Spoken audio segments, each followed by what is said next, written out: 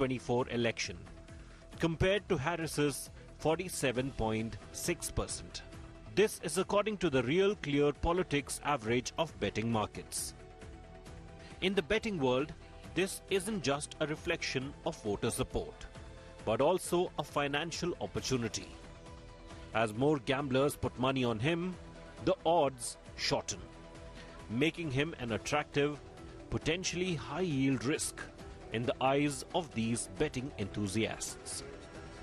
But now the question is, why are people betting on Trump when polling data shows the race could go either way? Analysts suggest several reasons. One factor might be the unpredictability of polling itself. Many believe the polls aren't capturing the silent Trump voters. Another reason is that betting isn't always logical.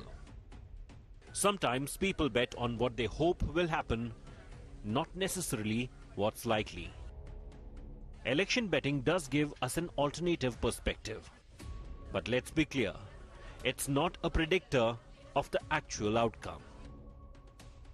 Betting odds and polls work differently. Polls gather data from voters, while betting markets reflect who gamblers think will win. However, it's an interesting look at where global confidence is leaning, even if it sometimes goes against the poll numbers.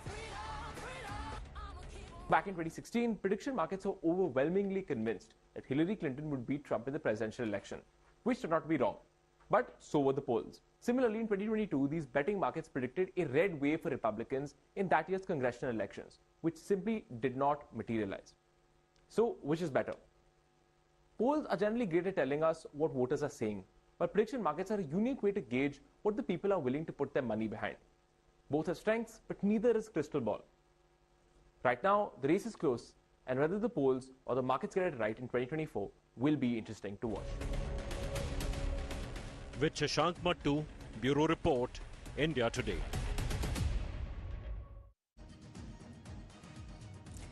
Well, that's all that we have time for in this edition of Elections Unlocked US Special, but you can watch all the detailed coverage on our international YouTube channel, India Today Global.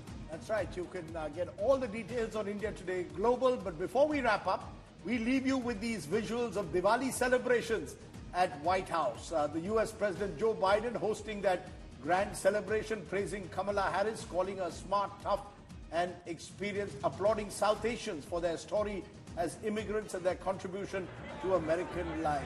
All we can hope and wonder who will be bursting the crackers on the 5th of November. For now, thanks for watching. The iconic Indian song, Jai Ho, being played on Diwali Day. Bye for now.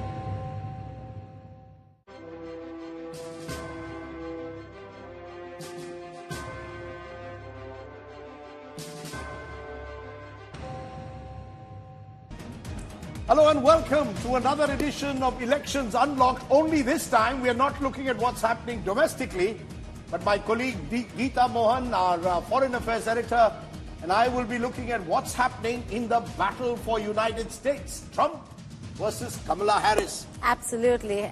Hello, Rajdeep. In the next half hour, we will be bringing you all the latest on US presidential elections this year, 2024, and it's going to be rather interesting. You know, it's been a big election year, Geeta, for India. You had the general elections, you had several state elections, a couple of more still to go. For the United States, is this also, in your view, a defining election in many ways, which is why the world's attention is there? Kamala Harris trying to become the first woman president versus Donald Trump, hoping to come back 4 years after he was eased out. It's fascinating. It is fascinating, but it is going to be a defining one because at this juncture, you have two wars. And the United States of America is playing a critical role, but is also fighting for that supremacy. And in that, Kamala Harris trying to prove herself. If Trump returns, things are going to look very different, Rajdeep. So yes, it's defining not just for the United States of America, if Kamala Harris comes the first woman president, but also for the world and global politics. Okay, great. So we've got plenty on this show of Elections Unlocked US special. But first up, this Sunday at Madison Square Garden in New York, in a Donald Trump rally, a comedian called Puerto Rico an island of garbage before a packed house.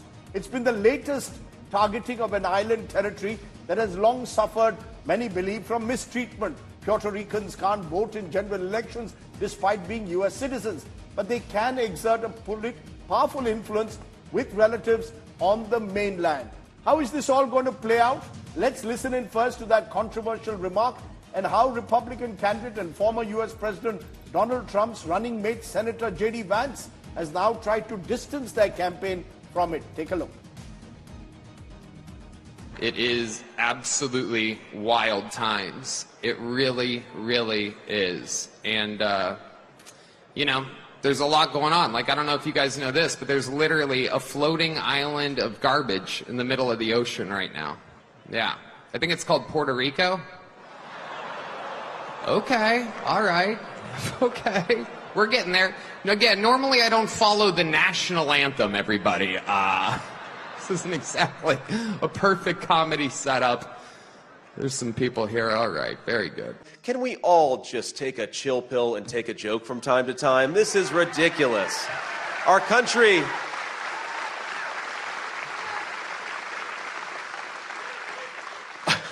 Our country was built by frontiersmen who conquered the wilderness. We are not going to restore the greatness of American civilization if we get offended at every little thing. Let's have a sense of humor and let's have a little fun and let's go win in 8 days. God bless you all. Thank you.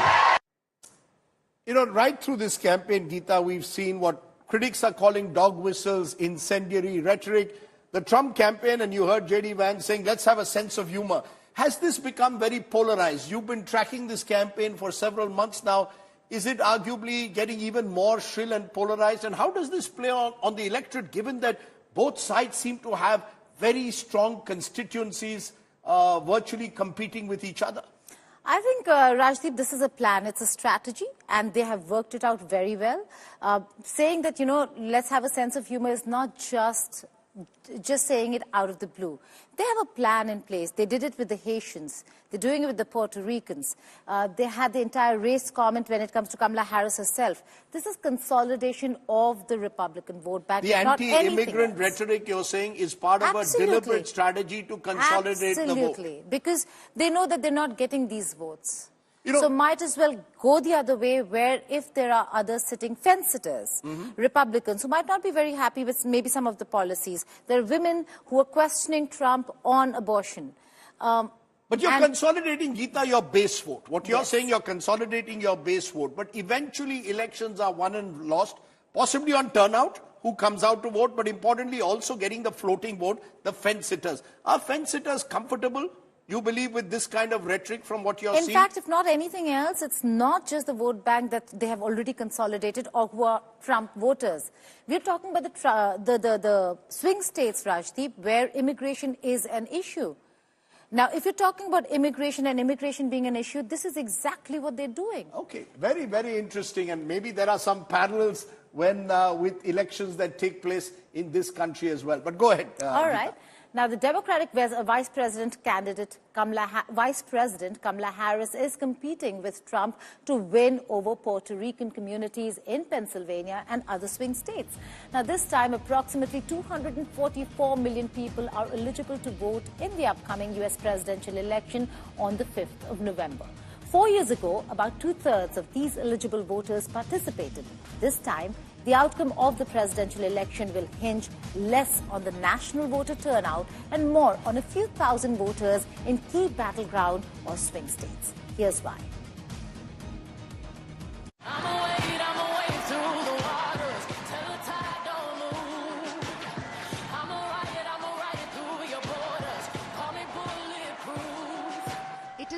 Tense campaign time for both US presidential candidates. This is the last week, last chance to woo the voters. All right, we got business to handle. Okay, so Ann Arbor, I have a question for you. Are we ready to do this? Are we ready to vote? Are we ready to win? Yes, and we will win. And we will win. And as it gets closer, the heat rises. You know, she's not a nice person. Does anybody know that she is not a nice person? In case you had any ideas. Did you see she used the F word the other day? She thought she was talking without a camera on. She used the F word. Did you see that? Oh, it's terrible. If that ever happened to me, it would have been front page headlines. Oh boy, oh boy. No, they got her using the wrong word, camera. In the last leg, both candidates have decided to go full throttle on the swing state campaigning. There are 7 states in the election, the ones that do not favor any one party over the other. Arizona with 11 electoral votes. Both Georgia and North Carolina hold 16 electoral votes each. And Pennsylvania has the maximum 19 electoral votes, while Nevada has 6, Wisconsin 10, and Michigan 15. Whosoever is able to swing these 7 states or scores the maximum among them will hit the home run. So it's all daggers out campaign at this crucial last hour. And we're closer to World War III than we've ever been. We've never been so close, and we're going to be closer yet, because we have people that don't know what they're doing unless we win. But even then, you have a period of time before January 20th, and we're going to win this thing. We got to win this thing, and if we don't win it, we're not going to have a country. It's not going to be good. But I hear everything from what I hear is it's not only going to be a victory, it's going to be a big, fat, beautiful victory. That's what we do. And listen, you all have heard me say, I do believe Donald Trump to be an unserious man. But the consequences of him ever being president again are brutally serious. Brutally serious. Consider, on the topic we were just discussing, Donald Trump still refuses to acknowledge the pain and suffering he has caused. He insists that, quote, everyone wanted for Roe v. Wade to be overturned.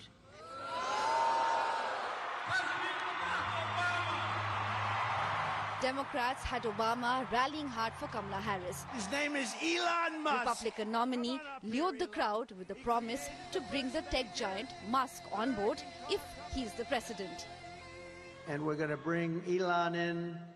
So he doesn't need to be secretary. He doesn't want to be secretary. He wants to be a man that can cut costs, have you live even better. You're not going to be affected. But I think he said $2 trillion. And nobody would do it better than him, and he's going to do it very responsibly, and we have to, it's amazing that, you know, he just wants the country. That's why he endorsed me very strongly. Elon Musk, the guy is incredible. And he endorsed me so, and you know where he is right now? He's campaigning in Pennsylvania. He's been doing it since he landed that crazy rocket ship. We have to reject the kind of politics of division and hatred that we saw represented. America's ready to turn the page. America's ready for a better story. Philadelphia, we are ready for a president, Kamala Harris.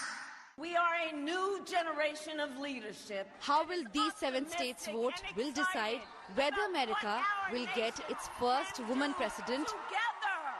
And we will make America great again. Or a second Donald Trump term. Bureau Report, India Today.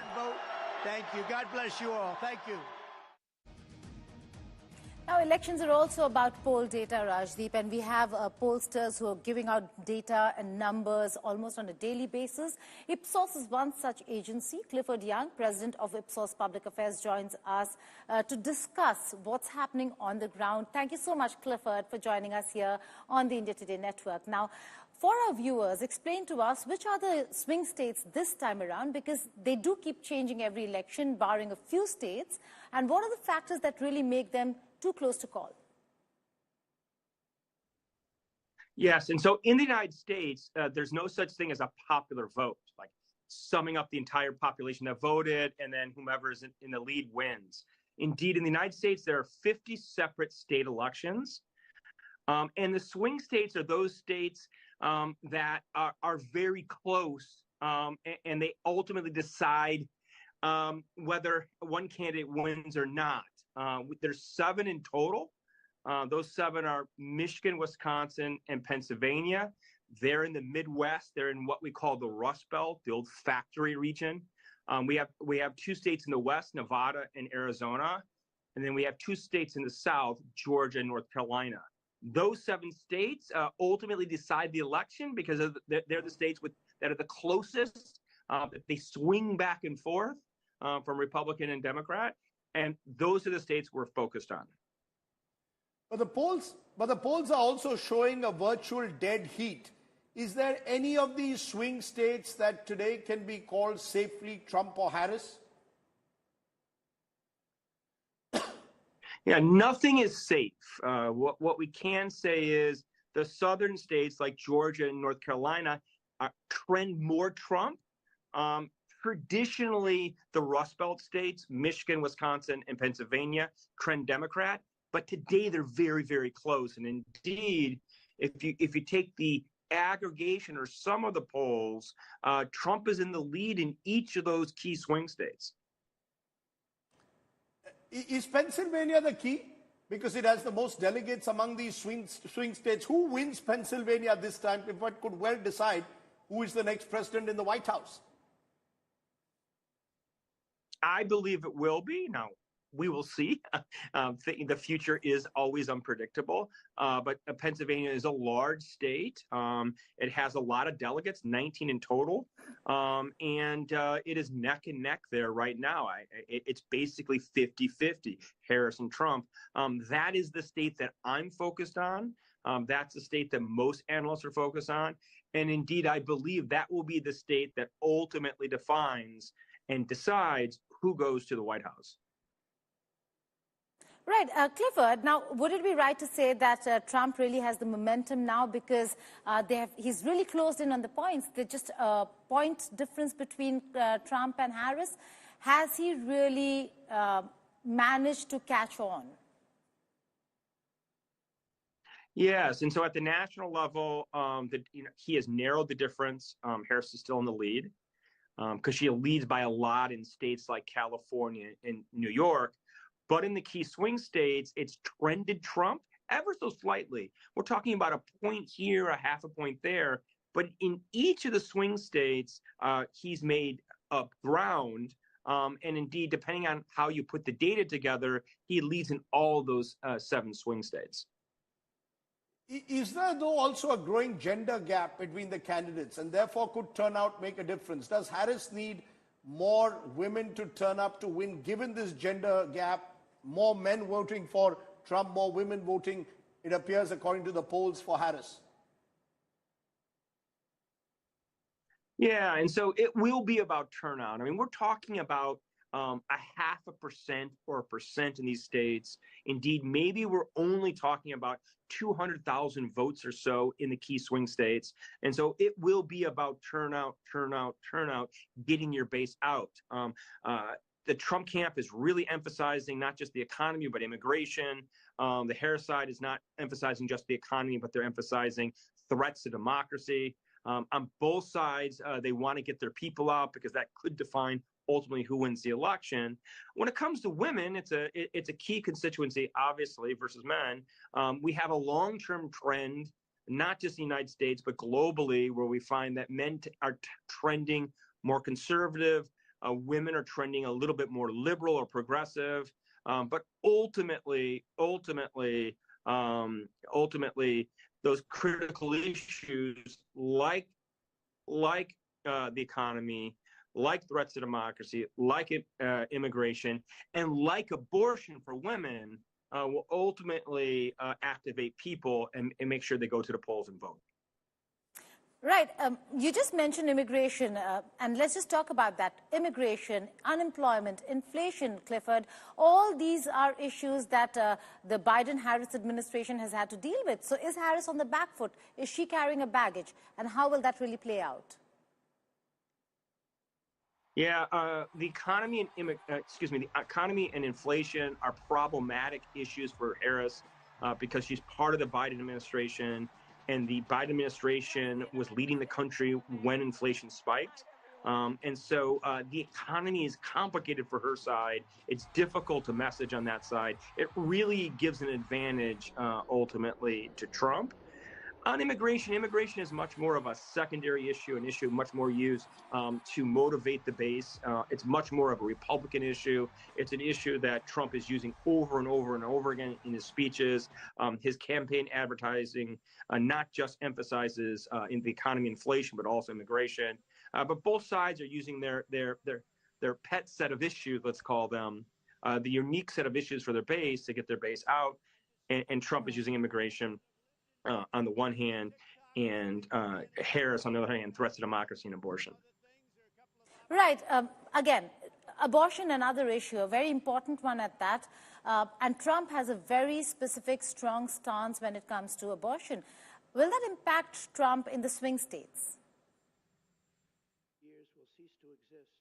Yeah, it's really, like I said, it's a secondary issue behind inflation. It's one that Harris is using to reinforce her credibility. She's strong on the issue.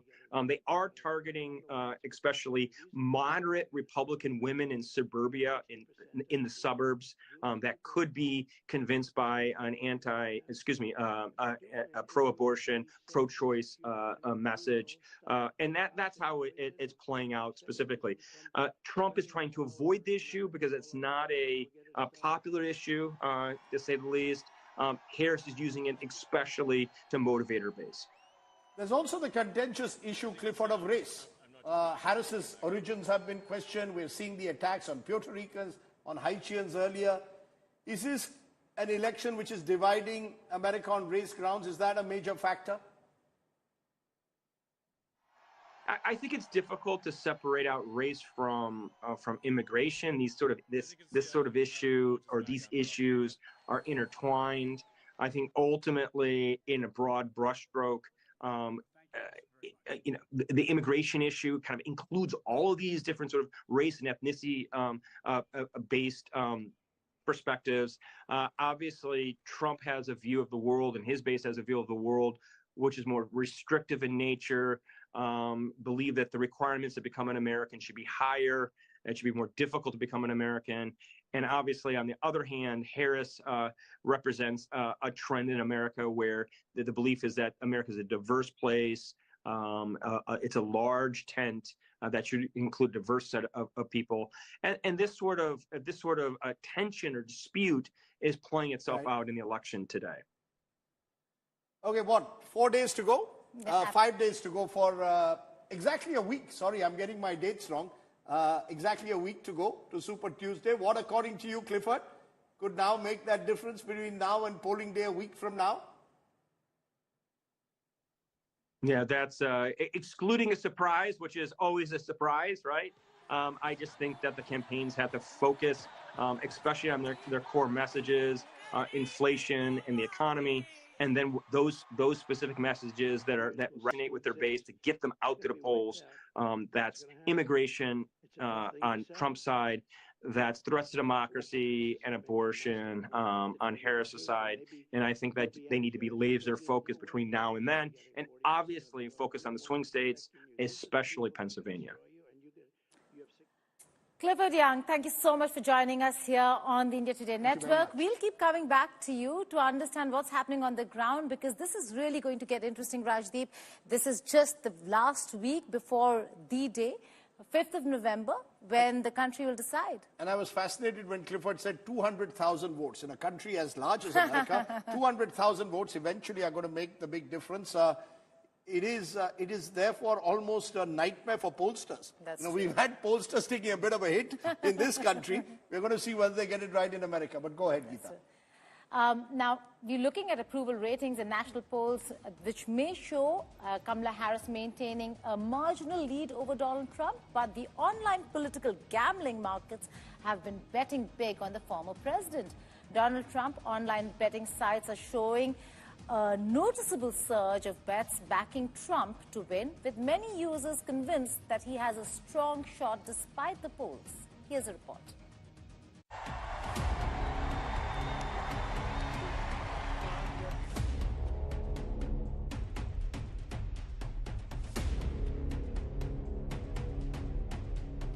These aren't your usual political pundits. They are bettors. Sites like Odds Checker and Kalshi are reporting that wagers on Trump have spiked. And he's currently edging out his competition in the betting world, even if the pollsters are saying otherwise. What's interesting is that betting odds can be more than just numbers. They're often seen as a reflection of public sentiment and confidence. Bettors across the globe seem to think Trump's got a shot. The odds for Trump have tightened in the last week, and his betting market support could be a mix of faith, hope, and maybe a little gamble on the unexpected. Currently, Trump holds a 51.1% chance of winning the 2024 election, compared to Harris's 47.6%. This is according to the Real Clear Politics average of betting markets. In the betting world, this isn't just a reflection of voter support, but also a financial opportunity. As more gamblers put money on him, the odds shorten, making him an attractive, potentially high-yield risk in the eyes of these betting enthusiasts. But now the question is, why are people betting on Trump when polling data shows the race could go either way? Analysts suggest several reasons. One factor might be the unpredictability of polling itself. Many believe the polls aren't capturing the silent Trump voters. Another reason is that betting isn't always logical. Sometimes people bet on what they hope will happen, not necessarily what's likely. Election betting does give us an alternative perspective. But let's be clear, it's not a predictor of the actual outcome. Betting odds and polls work differently. Polls gather data from voters, while betting markets reflect who gamblers think will win.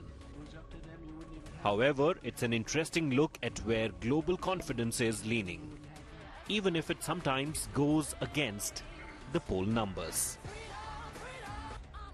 Back in 2016, prediction markets were overwhelmingly convinced that Hillary Clinton would beat Trump in the presidential election, which turned out to be wrong. But so were the polls. Similarly, in 2022, these betting markets predicted a red wave for Republicans in that year's congressional elections, which simply did not materialize. So, which is better? Polls are generally great at telling us what voters are saying, but prediction markets are a unique way to gauge what the people are willing to put their money behind. Both have strengths, but neither is crystal ball. Right now, the race is close, and whether the polls or the markets get it right in 2024 will be interesting to watch. With Shashank Mattu, Bureau Report, India Today.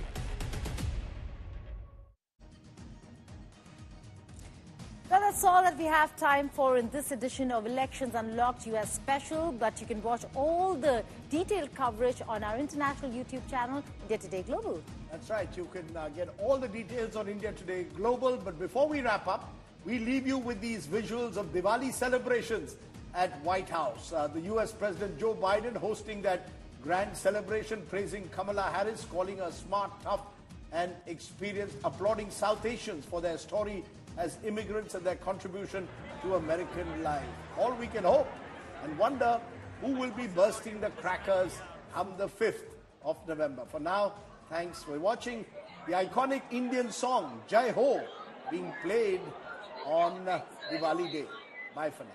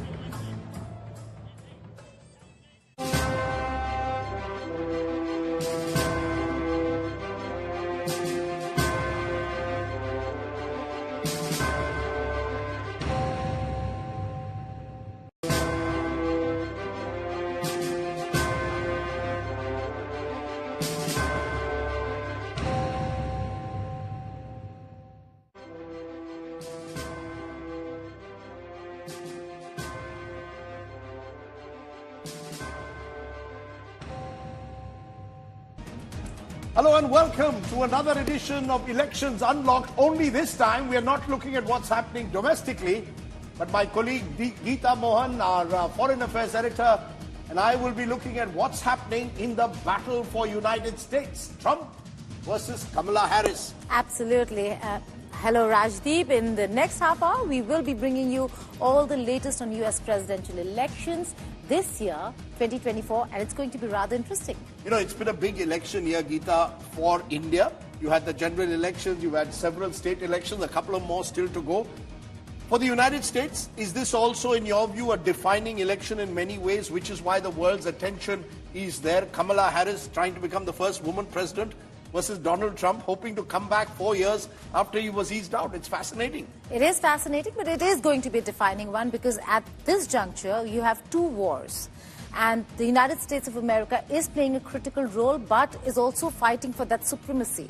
And in that, Kamala Harris trying to prove herself. If Trump returns, things are going to look very different, Rajdeep. So yes, it's defining not just for the United States of America, if Kamala Harris comes the first woman president, but also for the world and global politics. Okay, great. So we've got plenty on this show of Elections Unlocked US special. But first up, this Sunday at Madison Square Garden in New York, in a Donald Trump rally, a comedian called Puerto Rico an island of garbage before a packed house.